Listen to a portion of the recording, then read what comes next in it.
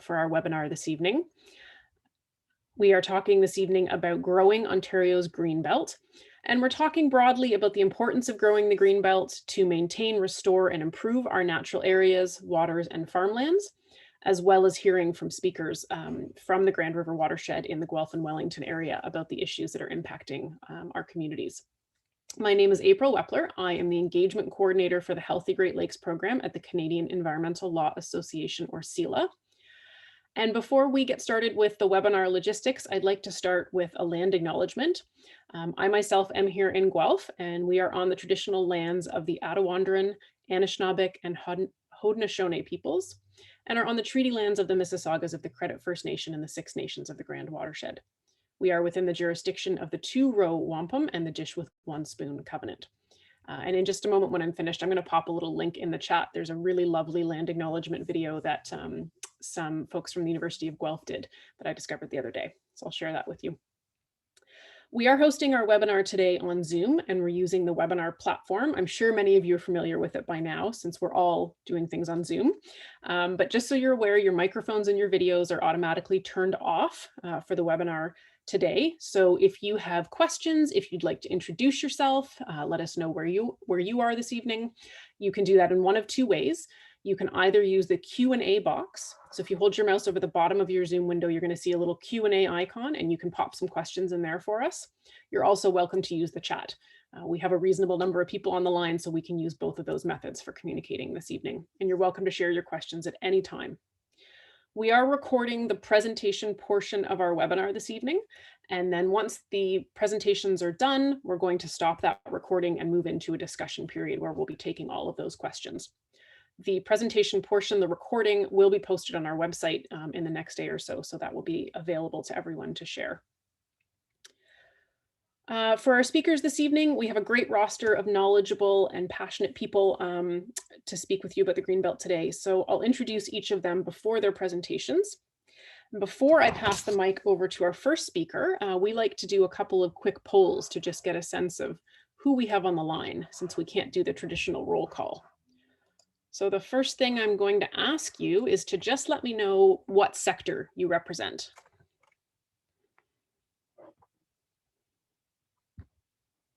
So I'm just going to leave that question up on the screen for about 20 seconds or so while everybody weighs in.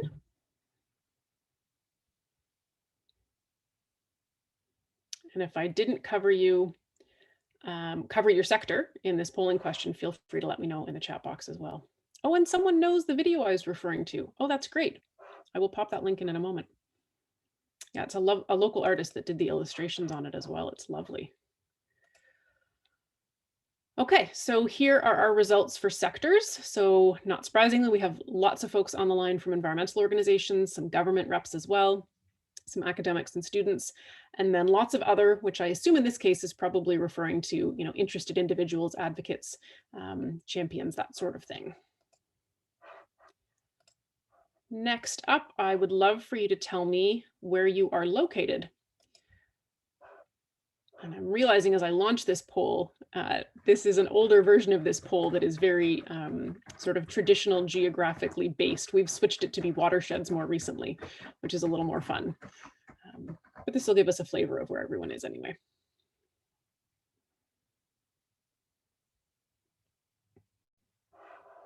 And again, if I haven't captured your location and you want to let us know in the chat box where you are, that'd be great. Okay, so let's share this back. Not surprisingly, given the local focus of our topic tonight, most in southwestern Ontario, a few in the GTA and central Ontario, and then a few other. Okay, and the last question, I would just love if you would give us a sense of your knowledge level about our topic today. Just helpful for our speakers to know sort of what knowledge level is in the audience.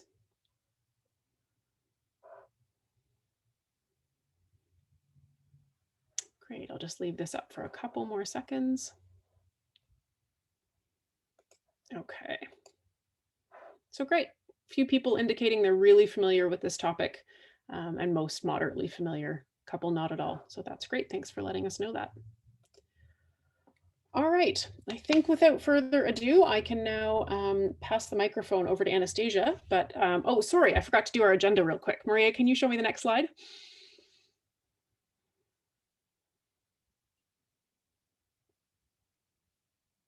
Thank you.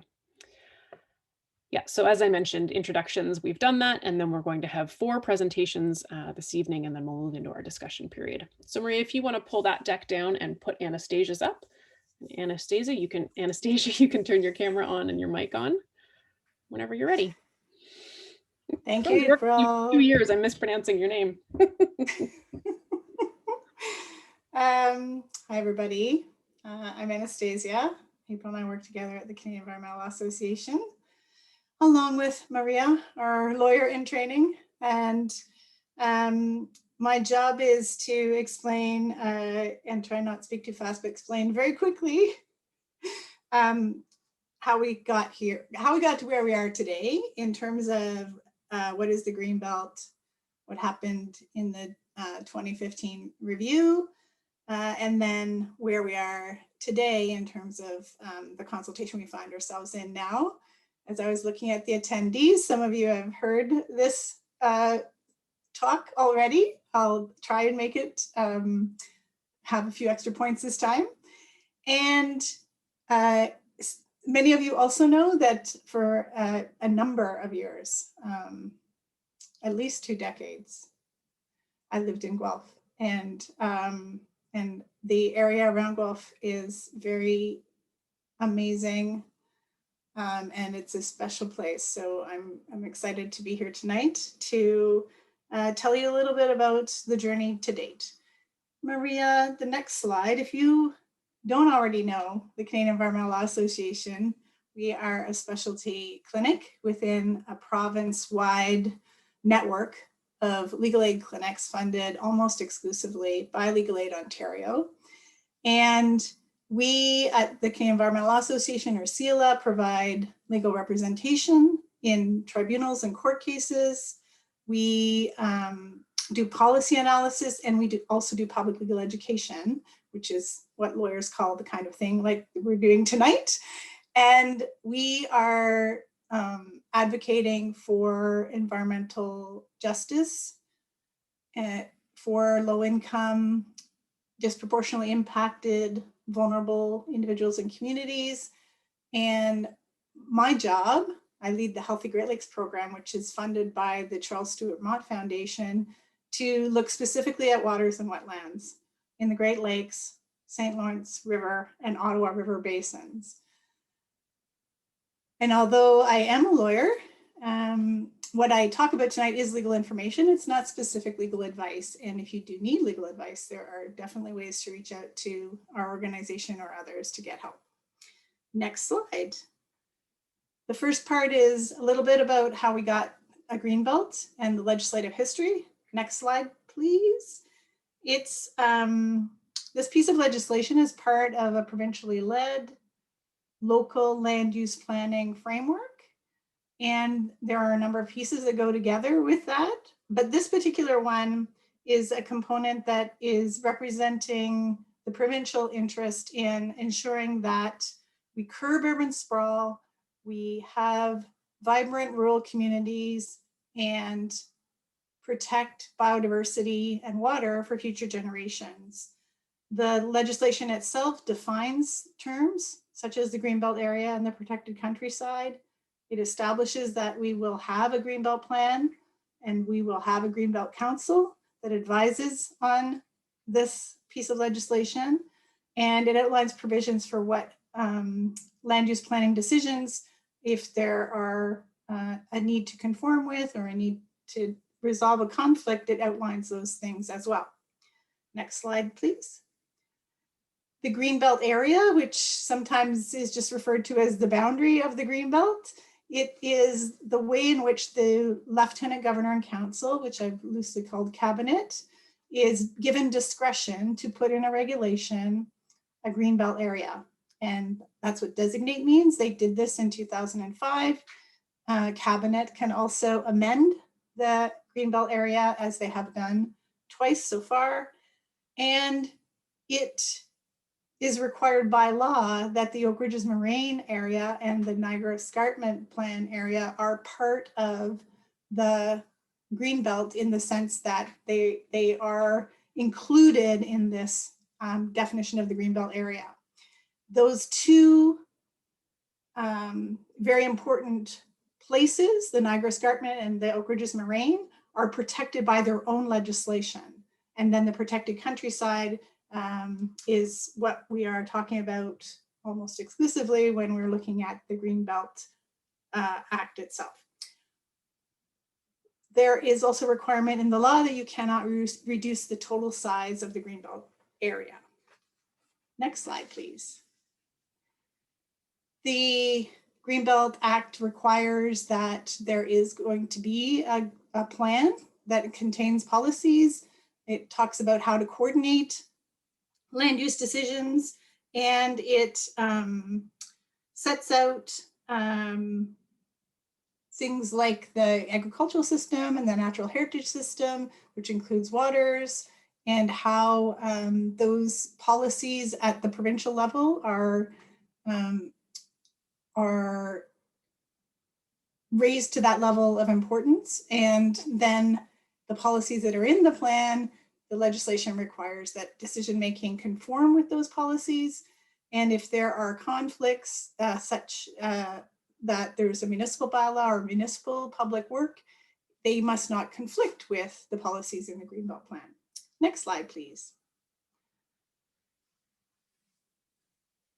The last thing that the legislation requires that I'm mentioning tonight is that there be a review of the plan every 10 years. And when that review happens, there are a number of bodies and organizations that the consultation must happen with, and there must be an opportunity for the public to participate. And the Greenbelt Plan can be amended, which it also has. Next slide, please.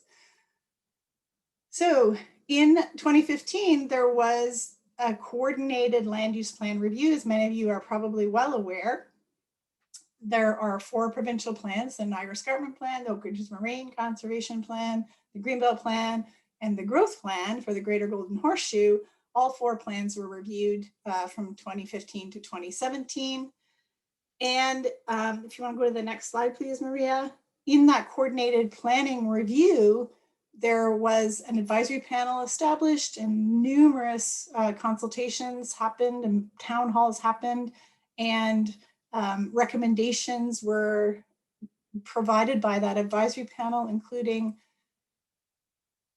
6 pillars for our planning system into the future, and a number of recommendations, including a recommendation that we use an ecosystem-based approach to understanding what needs to be protected in terms of natural heritage and water if we're going to sustain the population growth that we are anticipating within this region.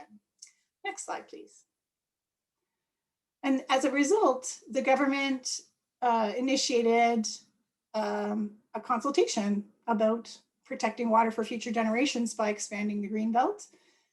There were a number of Canadian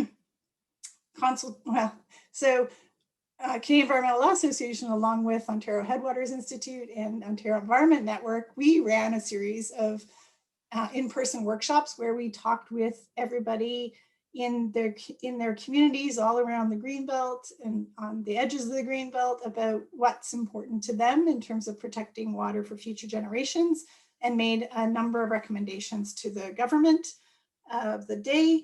And that consultation, the decision was posted to close that consultation, but the notice indicates that all of the submissions that had been made will be considered in this new round of consultations. Next slide, please. So what's happening now? We're in the middle of a consultation. Yeah, go ahead, Maria.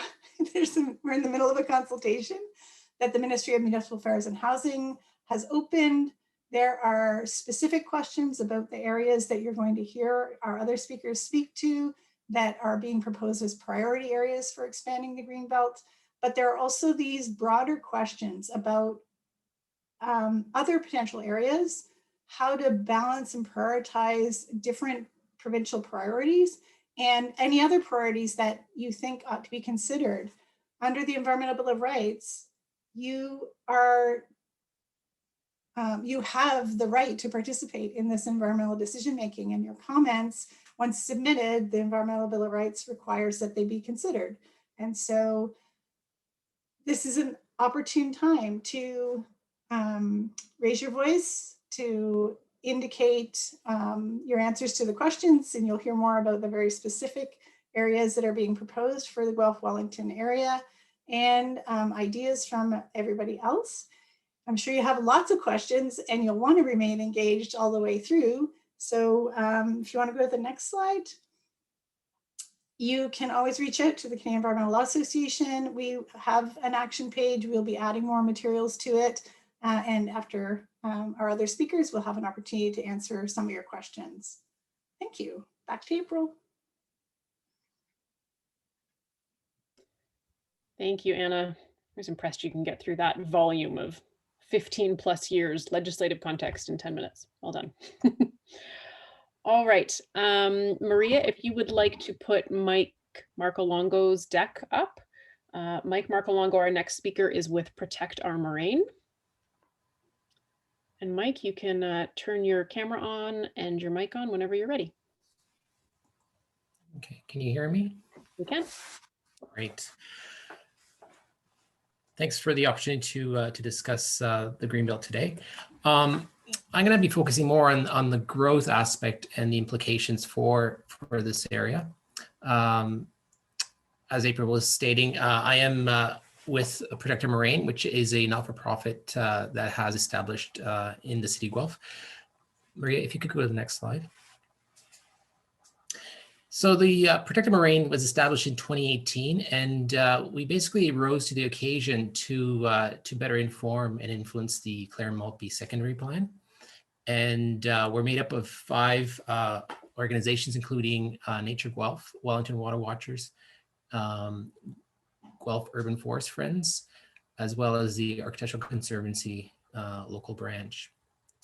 And the challenge with Clare Maltby was that the secondary plan did start in 2015. So we're actually moving into the 6th year of the plan, hasn't been yet completed. And the challenge was the conversation and narrative was really being led by the development community. And there was a lot of challenges with that in terms of the priorities that were set out. We did achieve a number of successes. I'm just going to talk about one, which was in the last year, we did influence the open space strategy to more than double the parkland allocation for Clare Maltby. So we really focused and reminded staff that the plan was not meeting the city's minimum requirements for parkland set-asides. And we couldn't have done it without all the various residents and activists in the community who raised that issue through some of the challenges related to parkland dedication in the city. Go to the next slide, please. So the growth plan is the flip side of the Greenbelt coin.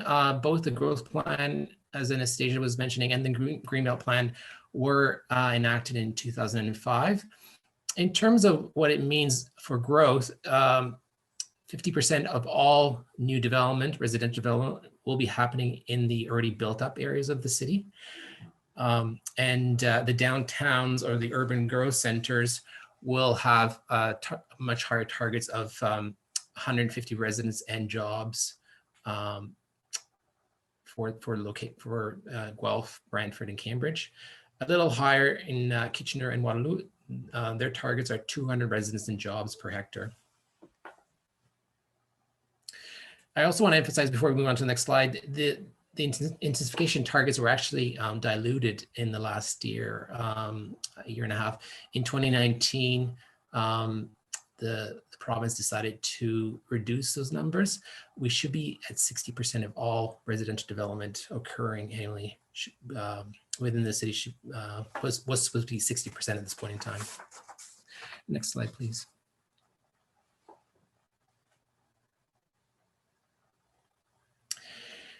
In terms of growth in this area, I did basically go through and compile the current populations for the major urban centers, or municipalities, and projected populations.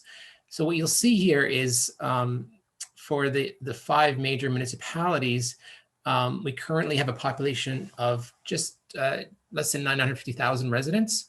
But in the next 20 years, we're projecting an additional almost 460,000 additional residents. So it's 1/3 more, or close to 500,000 residents. And if the pandemic continues, we might get there much faster than 20 years in terms of people escaping the big cities.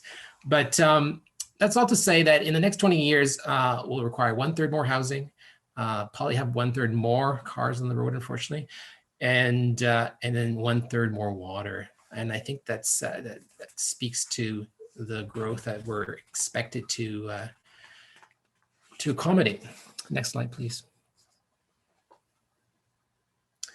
So the question I think we need to ask ourselves as the communities that are on the west side of the Niagara Escarpment, and in terms of this Greenbelt expansion, is, are our Greenbelt priorities different in this region? So I did, over the last few weeks, I did spend a lot of time perusing and going over the Greenbelt plan. And, the focus there from 2005 is largely on protecting farmland, communities, forests, wetlands, and watersheds. I did a word search for agriculture. It's mentioned 48 times, communities 31 times. Groundwater is only mentioned 14 times. Next slide, please. So what I'd like to chat about today is, I think in terms of expanding the Greenbelt West, our priorities are, of course, protecting wetlands, forests, and agriculture, but water is part of our DNA here because we are groundwater communities. I did, if you look at the slide there in terms of the map, the communities in red, those are the GTA communities that are benefiting from the current Greenbelt. They're all what I would call lake water communities, whereas the communities on the west side are really groundwater communities. There's 50 municipal water systems serving almost 800,000 residents, and 70% of our water in the Grand River watershed comes from either municipal wells or private wells, and another 20% comes from the Grand and Hermosa River. And as we'll see in the next slide, even the communities that are dependent on the Grand River for water taking, namely Brantford and Six Nations, they're also benefiting from the Periscope Moraine. I did take a quick screen grab here of the GRC staff report, and the link is in the bottom of my deck here. And that report is actually going to the GRC board tomorrow. And I'd always, living here on the Moraine, I'd always thought, okay, there's water flowing into the aquifer, and then there's some surface water flowing downhill, going into the Mill Creek or the Hanlon Creek or the Torrance Creek. But I really, in my mind, underestimated the amount and capacity of the stream base flow that the Moraine provides. And the GRC report speaks to that. So that the recharge function of the Moraine, both in terms of the aquifers, but also groundwater discharge to the falling reaches, the Hermosa River, Blue Springs Creek, the Mill Creek, the Speed River between Guelph and Cambridge, the Jones and Blue Creek in Brant County, as well as the Grand River near Cambridge, south end of Cambridge to Brantford.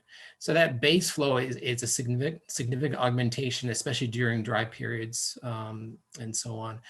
So the, even if we're not all groundwater dependent per se, we are certainly dependent on the Periscope Moraine. Next slide, please. So I'm going to take us back away from the region to the local area.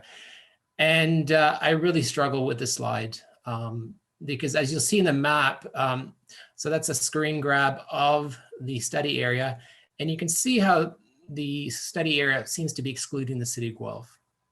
And there's some history there, and I wasn't really involved back then, but the city did opt out of the Greenbelt option in 2015, and I believe also in 2017-18. And as you can see from the map, Clare Maltby in the south end of Guelph represents a significant intrusion into the Periscope Moraine. And as I familiarize myself with both the growth plan policies and the Greenbelt policies, we can all only conclude that the countryside policies in the Greenbelt plan would have been ideal for the area. Now, that's not to say that the Clare Maltby secondary plan is not comprehensive, because it is, but we honestly, like, we should never have looked at developing the south end just because of the moraine and its features. So the question is, now that we have a secondary plan, now that the city's kind of entrenched in this process, there's a lot of I live in the Clare Maltby area. Every farm has been bought up by big players, big developers. Across the road, we have Mattamy Homes. There's so much speculation, so much politics. How do we ensure the best given the circumstances? And the reality is that, despite the best, some strong policies in terms of trying to minimize development, the reality is that cumulative development will impact the hydrogeology features negatively and probably significantly. I had a long conversation with our next speaker, Dr. Hugh Whiteley, about that, and I was kind of struggling to find, are there policies in the Greenbelt plan, as I'm reading through and scanning every policy? Are there policies that we can enforce or mimic from the Greenbelt plan for Clare Maltby? And unfortunately, the official plan for the city and the secondary plan policies are in line with what we're finding in the Greenbelt plan in terms of the natural heritage system, which Guelph has a strong background in, sewage and infrastructure, as well as stormwater management. So I really struggle with this slide because I was trying to bring a more hopeful approach here. And there's a question from a viewer, natural heritage, and I apologize for the planning lingo. I'm not a planner, but I will, please do interrupt me.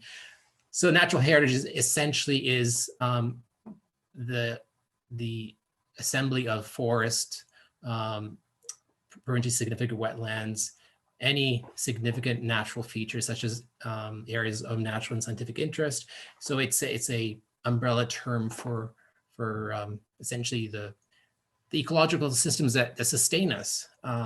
And so in terms of a good news story, 42% of Clare Maltby will be protected through the natural heritage system.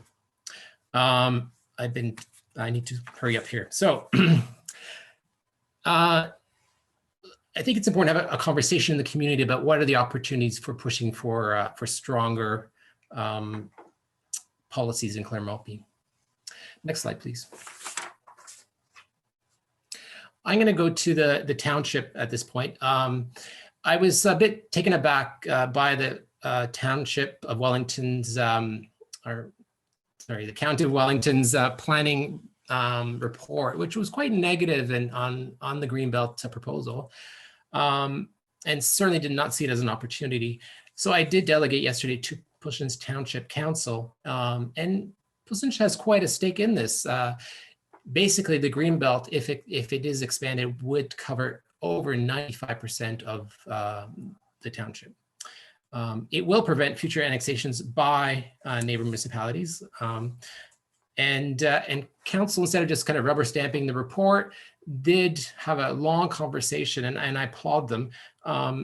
This is despite the bad headline in Guelph today earlier about no growth in Puslinch, because Puslinch isn't growing because it doesn't have water and sewage from a municipal perspective. But my point is, the township did make some good demands. They're asking things that are consistent with Mike Schreiner's bill, which is no more aggregate taking below the water table. And they're also asking for fair taxation assessment related to gravel pits. Next slide, please.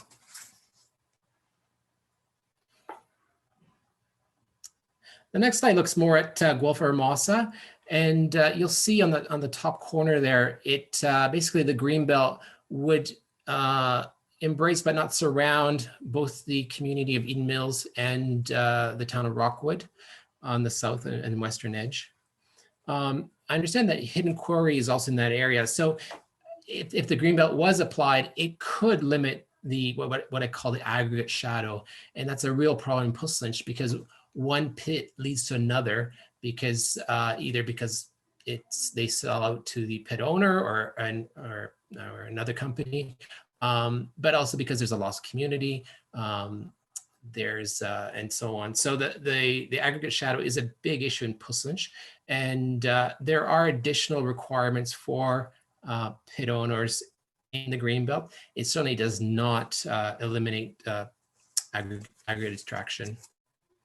The other opportunity in Guelph Hermosa is to build awareness of the importance of the Hermosa River in terms of a significant river valley. And if we go to the next slide, I think a lot of residents in the city don't appreciate how much water we actually take from the Hermosa River and how much the Hermosa River also plays in terms of replenishing our aquifer through the Annabelle Formation just between Rockwood and Eden Mills. And, you know, this map it shows the relationship between the Greenbelt, which is the light green, the Greenbelt expansion study area, which is the dark green, and the Hermosa River. And you can see there's a lot of synergy there. Okay, next slide, please. And April, I'm almost done, so I won't take up too much of your time. So here's some other considerations in terms of the Greenbelt. There's really a shifting landscape related to planning controls, and Bill 257, which is actually the Broadband Expansion Act for Ontario, has a Schedule C, which is the government's way to essentially do a runaround with the municipal zoning order for Duffins Creek. So if this bill does pass, and I understand it's passed first reading, if Bill 257 does pass, it essentially means that any future MZOs, Mr. Zoning Orders, will not have to be consistent with the provincial policy statement, with the exception of lands in the Greenbelt. And, you know, at this point in time, this government is issuing MZOs typically with council approval, with the exception of provincial property. So we saw that in the Foundry, in the Dawn Lands MZO situation. But you know, that may change in as we move forward. There's been an unprecedented number of MZOs in Ontario in the last 3 years. I believe we're at 44 at this point in time. And just to finish up, planning water infrastructure protection is not for today, but for the future. So sorry, Maria, I'm not quite finished up there. So the challenge with planning and planning infrastructure is we're looking at 5, 10, at most 20 years into the future. Source water protection planning is looking at wells that are in the ground today and protecting those wells. We're not looking at future generations necessarily. And water planning, for instance, the city of Guelph, those reports, those studies have 10-year timeframes. And you know, I'd like to make the case that the Greenbelt is like planting an oak tree.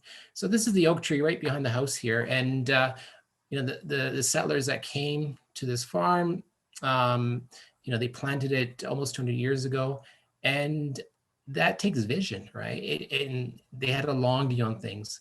At the back of the property, there's some oak trees that are close to 300 years old, right? You know, I encourage us to look at the Greenbelt as a multi-generational aspect. It also provides us stability from local political volatility and influence. We know that official plans get modified periodically. It can be a politicized process. And the reality is our local elected officials sometimes have to see those quick wins in terms of short-term gains for the economy in order to get reelected. And the Greenbelt protects us from that. So the next slide, you've seen this. encourage you to participate in the consultation, but also in the local conversations with municipalities. The township of not Guelph Wellington, but Guelph Hermosa is will be looking at it, I believe, on April 6th. City of Guelph also on April 6th, and I'm not sure when the county is looking at it. But let's keep the conversation going. I think this is an opportunity for us, and I encourage you to get involved. Thank you. Thanks very much, Mike. Yeah, sorry to be the heavy with the time clock from time to time. We appreciate the deep knowledge that you have about the community and sharing that with us. And if I'm heavy on the time, it's only because I want to make sure we save some time at the end for all the great questions that are coming in. And just a quick note about that, Hugh, before I pass it over to you. Great to see people using both the chat and using the Q&A box to share their questions. I'll just let people know the hand raising feature doesn't actually really work in this webinar format. So if you have anything that you want to share with the group or ask the group, you can use the chat or the Q&A. And if you have a question for me specifically or one of our panelists, you can pick them in the chat drop down and send a note over to them. So with that, I will pass it over to Hugh. And Hugh, you have about 10 minutes to chat with us. Thank you. Thank you very much for the opportunity. And plug for CELA, in case people are not familiar with it. It's an excellent way to support wise planning through legal examination of what's feasible. And their interventions in providing public access to the discussions is a very valuable part of what they do. So if you have an opportunity to make a donation to CELA, I strongly recommend it as a wise move. My perspective on expanding the Greenbelt is a sort of end of life perspective. I've had a very enjoyable and productive life, and a large part of that has been my enjoyment of the surroundings that I'm in. And so as I prepare to leave, I would like to make an effort to see that kind of enjoyment is available, not just for the next few years, but for a very long time into the future. And so I respond very strongly to the statement that Greenbelt designation is for future generations. And Mike has quite properly made the distinction that the growth plan is very much a now document. It's for us right now. I conclude from this that any expansion of the Greenbelt is a wise direction for public policy to take, because it represents bringing into more likely to be permanent protection the very important elements that make up the pleasure giving as well as practical environmental services that the environment presents. The particular feature that this Greenbelt expansion looks at, the Periscope Moraine, has the advantage that it's very easily observed if people take an interest in it. I went to Google Maps and overlaid side by side the Google Map area and the proposed expansion of the Greenbelt area. And I was not really ready for how easily I could identify the Moraine areas, particularly in Guelph, Hermosa Township and Pushlinch.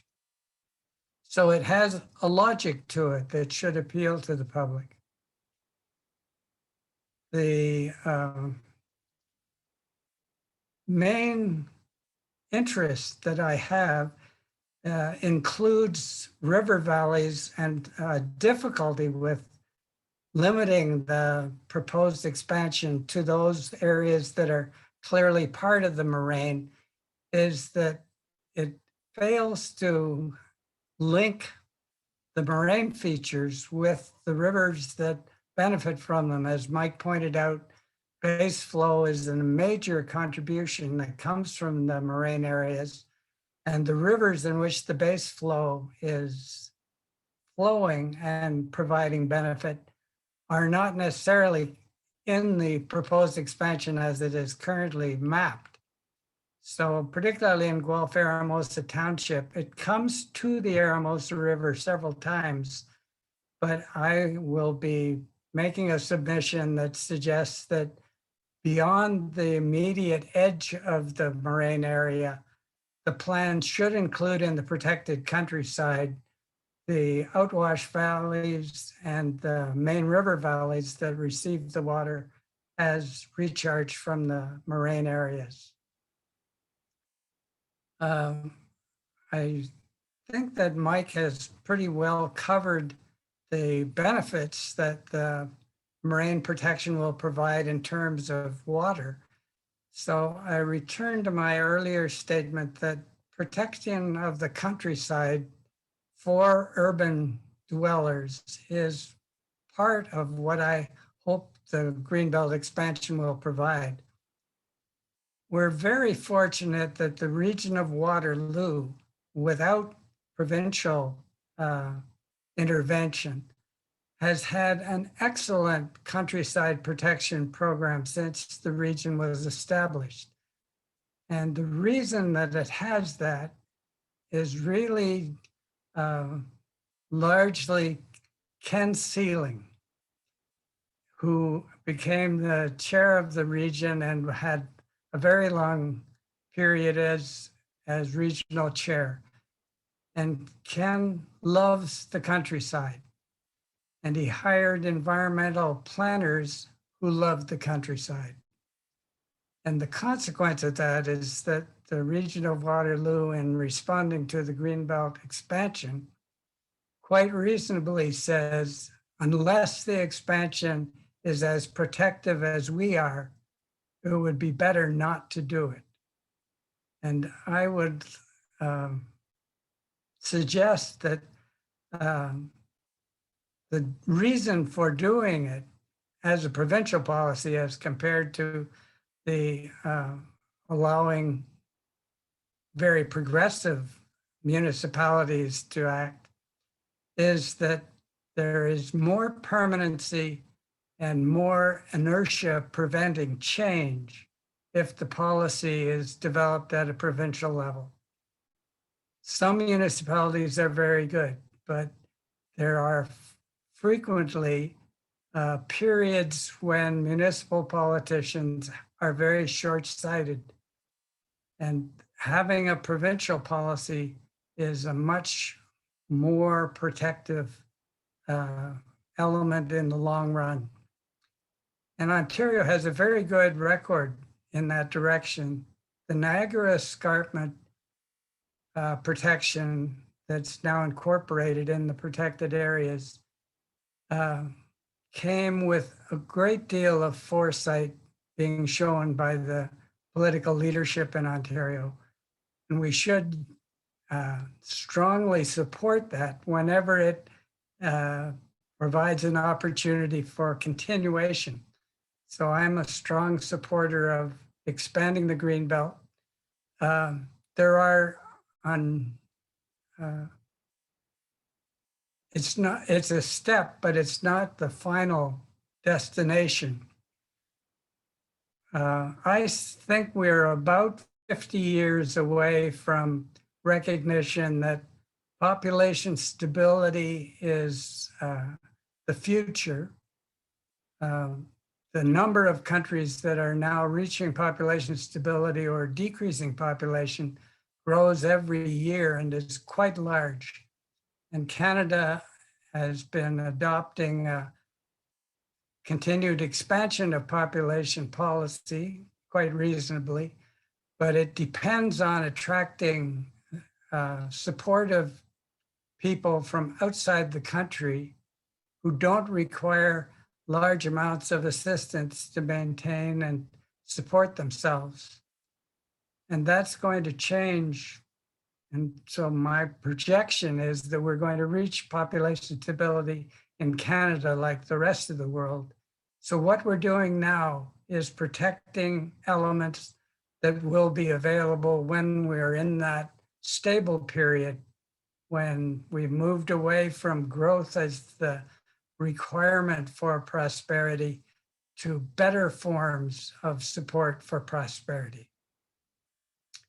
I look forward to the opportunity to respond to some questions if there are any. And back to April.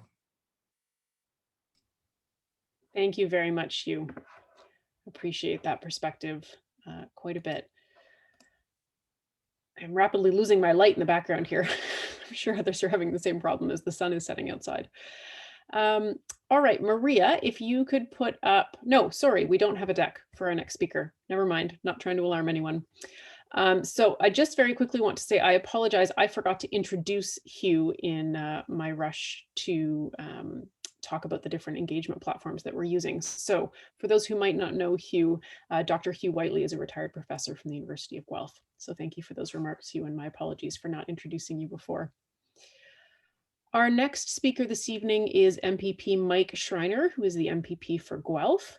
And Mike, yeah, go ahead, video camera on. You can unmute yourself and the floor is yours. Thanks, April, and it's an honor to follow Dr. Whiteley. I've learned so much from Hugh over the years, and in particular, I've learned a lot about the provincial policy statement from Hugh and many projects we've worked on together. And I just want to thank everyone for joining us tonight, and this is such a vital conversation. And I want to echo Hugh's point about how important it is to expand the Greenbelt and have that provincial protection in place. And just to be very clear that nothing in the Greenbelt legislation prevents a local municipality or region of having stronger protections in place. But I think one of the things that's so important about Greenbelt protection is it's less susceptible to changes that can happen as councils turn over at a local level. And then the other thing that's, I think, been clear over the last few years is that the Greenbelt has, to some extent, to a huge extent, reached iconic status in Ontario.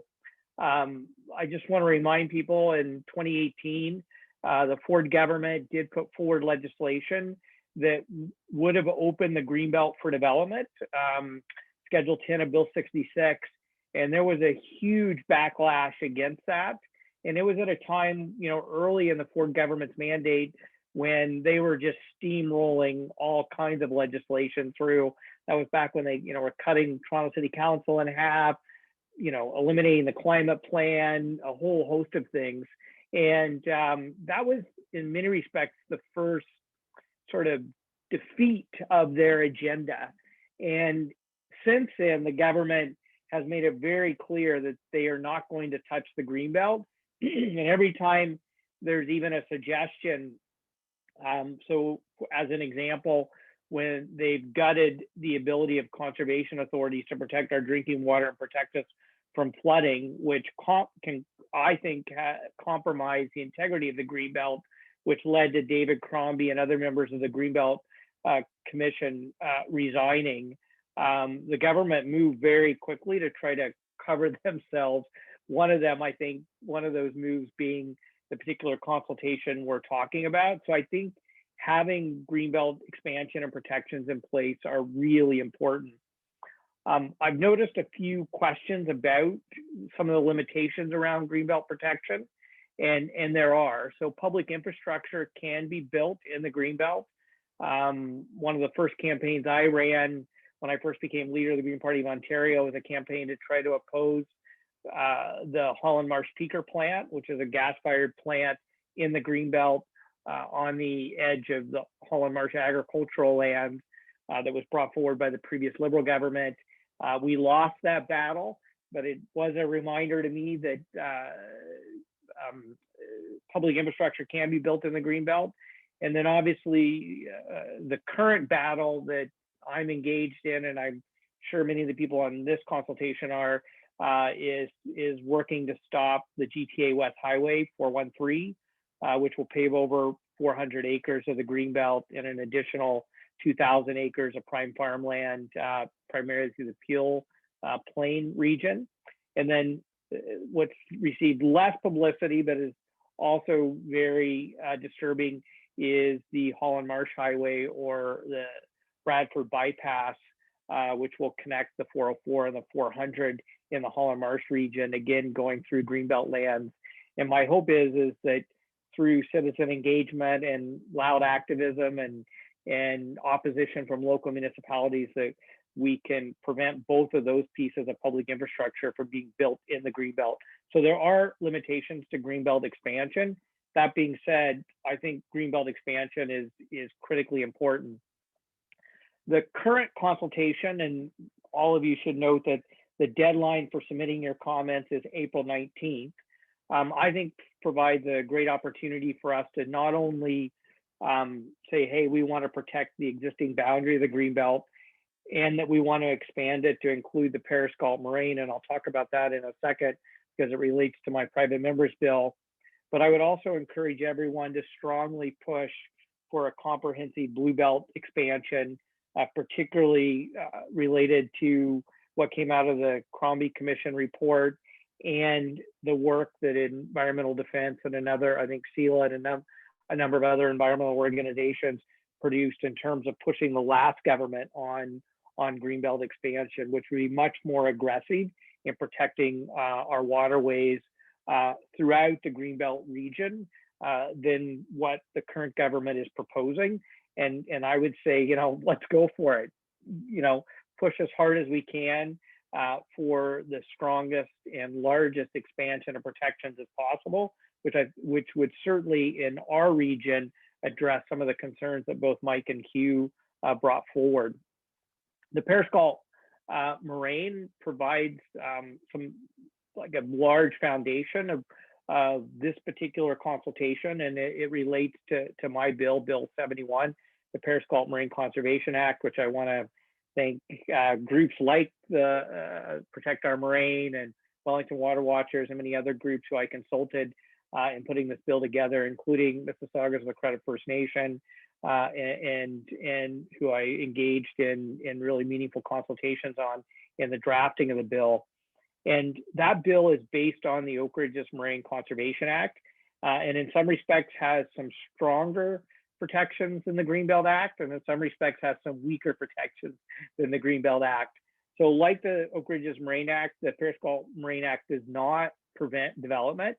It guides the way development will happen in ways that protect the ecological and hydrological functions of the moraine. So any development has to be done in a way that doesn't threaten those important natural heritage and water protection features. And unlike the Greenbelt actually provides stronger protections in terms of housing development and things like that, as an example. There are two things that are in my bill that I think are really important additions that strengthen protections, and they both relate to the fact that we're a groundwater community in Guelph. The region is a groundwater community, and those two items are, one, Mike already mentioned, is restrictions on below the water table aggregate extraction, which is a huge issue throughout all the regions, or most of the regions of the Greenbelt, particularly if you think of kind of Caledon all the way out to our region. Those are huge issues, and there's numerous live quarry proposals now, and obviously a lot of aggregate extraction already happening. And then the second one is that the management plan has to address the cumulative water taking impacts and take into consider future growth, so that any decisions around water taking permits have to take into account that there must be enough water available for communities, municipalities, and private water wells. As many of you know, there's lots of competition for groundwater in our region, and I certainly wanted to make sure that was protected in the Periscope Moraine area. And so, I was hoping, and I'm saying this because I'm hoping that when you put your Greenbelt submissions forward, my goal in protecting the Periscope Moraine was to, one, protect an essential moraine in our area that's vital for protecting water, but to also have it be the foundation to protect other major moraines in our region, which would include the Waterloo Moraine and the Orangeville Moraine, which are vital to protecting drinking water resources, particularly for Guelph, which is the community I represent, but also for our region. And then also the Oro Moraine in Simcoe, which is a very, very important moraine. And there's a number of additional smaller moraines throughout the adjacent lands to the Greenbelt that I think are important for protecting. And so my hope was that the Periscope Moraine Conservation Act would provide the foundation for a broader Moraine Protection Act, which I'm hoping will be a part of people's submissions for Greenbelt expansion. And then I just want to close by saying how important it is to protect the lands that are adjacent to the Greenbelt and affect the integrity of the Greenbelt, which is what led to David Crombie and others' resignation from the Greenbelt Council. And so this is where the issue around the government gutting the ability of conservation authorities to really protect us from flooding and protect our drinking water, and the consultation around those regulations that come out of that bill are happening right now. And so we lost the fight to have that schedule removed from the budget bill last fall, but any effort to try to at least pick up some momentum around protections in the regulatory consultation, I think would be important. The next one is the bill that Mike brought up, Bill 257, Schedule 3. It's in front of the committee that I sit on. We started hearings today. So I asked the Minister Minister Clark lots of questions this morning. We'll be doing public hearings all day tomorrow. And the deadline for public input on those hearings is tomorrow night at 7 p.m. So if there's anyone who can comment, who want to get their written submission in on Bill 257, and I would say just say remove Schedule 3, because essentially what Schedule 3 does is it just says the minister has the power to implement any MZO that violates the provincial policy statement unless it's within the Greenbelt. So basically any land that's not Greenbelt protected, the minister could come in, issue an MZO, and essentially violate the provincial policy statement, which gets me back to the importance for the region of Waterloo, which to me again highlights, even if you have very strong local protections, having that additional iconic Greenbelt protection is so important. But one of the reasons, and I know there was a question about Duffins Creek, so technically the lower Duffins Creek wetland is not part of the Greenbelt, though obviously the integrity of that wetland certainly affects the Greenbelt, which is partly what led to the council's resignation. And so Schedule 3 of Bill 257 essentially would say, yeah, it's legal, retroactively, by the way, that the government violated the provincial policy statement in issuing that MZO to essentially pave over the Duffins Creek wetland for an Amazon warehouse. And so I think it's just so important that we not only talk about Greenbelt expansion and Greenbelt protection, but we look at some of the other ways in which the government is taking action that threatened the land connected to and adjacent to the Greenbelt that will directly affect the integrity of the Greenbelt. I think I'll end there and happy to be a part of answering questions. Thank you very much for that. Appreciate that perspective. I'm seeing a couple questions pop up in the chat looking for links to different bills and comment periods. So maybe we, a couple of us as panelists, can be Googling and finding some of those links and sharing them in the chat box. So Maria, at this point, if you can put the closing slide up, that would be great. So that's slide number 3, I believe, of the deck that we had open at the beginning. Perfect. Thank you. So I just want to review these points really quickly. Both MPP Schreiner and Mike spoke to these pieces, but just briefly, some of the things that you can do around expressing your support for the Greenbelt. And obviously we talked about a number of other consultation periods, other bills, other places that you can comment on. But here we have just specifically the Greenbelt consultation, and the submission link is there as well. So we talked about the importance of talking with your local municipal planning department, your mayor, your municipal councillor, your MPP, to share your views. And then a link that I shared earlier in the webinar is to CELA has an action alert page, which, we are not a strong advocacy organization. So this is not a petition tool or a letter to your MPP tool, but it has some great resources in there. And as we develop more materials, as we develop our submission or different resources, that's the page that you can be checking back to have a look at. So that's there. Next slide, Maria. And then similar to the slide that Anastasia shared at the beginning, we have my email address here if anybody is looking for more information or has questions after the webinar. And then all of our social media channels are here as well. So we are not ending the webinar at this point. We go right till 8:15, so we have time for questions. But I am going to just wrap up the recorded portion of our presentation. So for the sake of the recording, I want to make sure to thank all of our speakers this evening.